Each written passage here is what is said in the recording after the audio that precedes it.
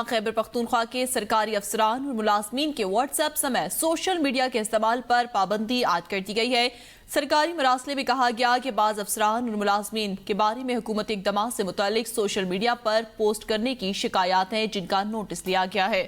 Establishment division کے مراسلے میں ملازمین کے سوشل میڈیا کے استعمال پر انضباطی کارروائی عمل میں لانے کی تنبیہ کی گئی۔ مزید بات کرتے ہیں فیاض خان سے۔ جی فیاض خان، مزید کیا تفصیلات ہیں؟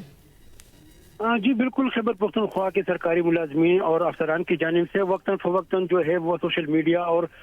خصوصاً واٹس ایپ جو گروپ ہے اس میں حکومتی اقدامات کے حوالے سے جو ہے وہ پوسٹیں کی جا رہی ہے، جس میں نہ صرف حکومتی اقدامات کے حوالے سے بلکہ مذہبی منافرت اور دوسرے ایشوز کو بھی اٹھایا جاتا ہے، جس کی وجہ سے اسٹیبلشمنٹ ڈپارٹمنٹ نے تیسری مرتبہ جو ہے ایک مراسلہ جاری کیا ہے، چونکہ صرف قبل بھی